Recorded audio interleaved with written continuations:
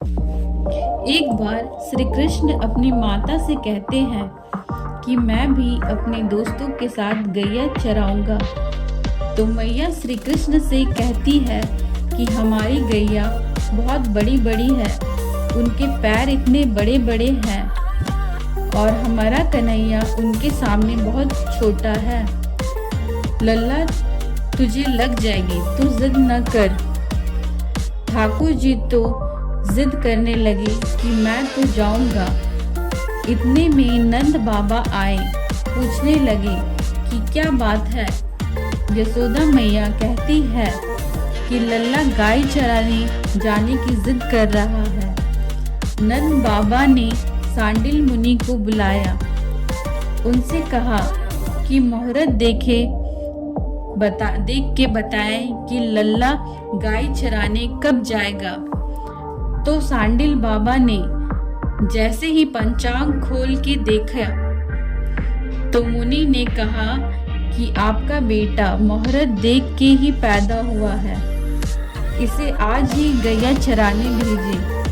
आपका बेटा मुहूर्त देखकर ही जिद कर रहा है। यशोदा मैया ने उचित श्रृंगार किया, मोहन को कुछ वाली धोती, गले में सुंदर पतले पतले हार पहनाया, सर पे फूलों से सजावट और मोर पंख धारण कराए और मैया ने जैसे ही पैरों में पादुका पहनाई तो श्री कृष्ण जी कहने लगे, क्या पहना रही हो? माँ ने कहा, वन में पैरों में कांटे लग जाएंगे, पादुका पहन कर जाओगी तो कंकड़ कांटे ना लगेंगे। कृष्ण ने गैया के तरफ देखकर कहा, हमारे जितने भी गैया है सभी को पैरों में पादुका पहनाओ। माँ ने कहा, गैया के पैरों में खुर होते हैं। तो कन्हैया रोने लगे, बोले, मेरे पैरों में खुर क्यों नहीं है? मैया, यह सब तुम्हारी ही गलती है, मेरे पैरों में खुर नहीं है। ये सब सुनकर मैया हंसने लगी, कहने लगी, अरे कन्हैया, ये खुर तो जानवरों में होते हैं, मनुष्य में नहीं। अब चलते हैं अगली कहानी पे। ललिता विशाखा किशोरी जी को खोज रही है कि वो कहाँ चली गई और ढूंढते ढूंढते दूर वृक्ष पर नील पोशाक धारण किए किशोरी जी बैठी है। ललिता विशाखा दौड़कर किशोरी जी के पास आने लगी कि ठाकुर जी को पता चल गया ललिता विशाखा आ रही है। किशोरी जी कहने लगी, यह सब मेरी सखियां हैं, इन सबको मैं आम खिलाऊंगी।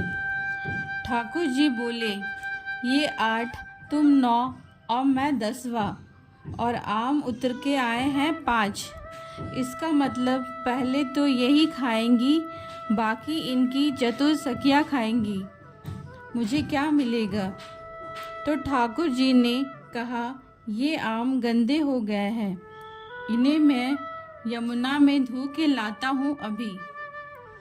किशोरी जी ने कहा, हाँ हाँ चले जाओ।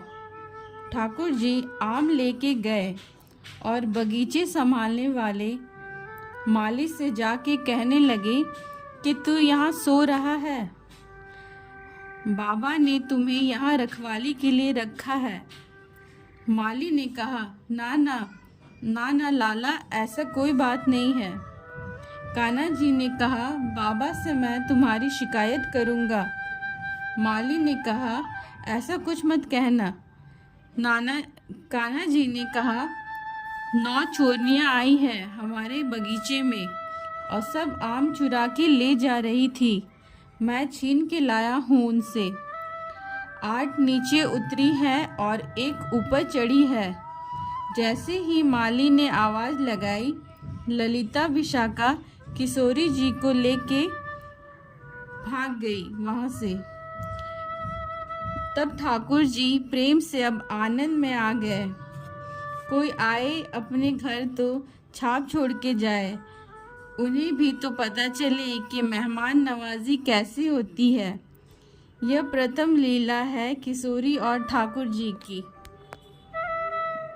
ऐसे ही कृष्ण की लीला सुनने के लिए मिया चैनल को लाइक और सब्सक्राइब करें।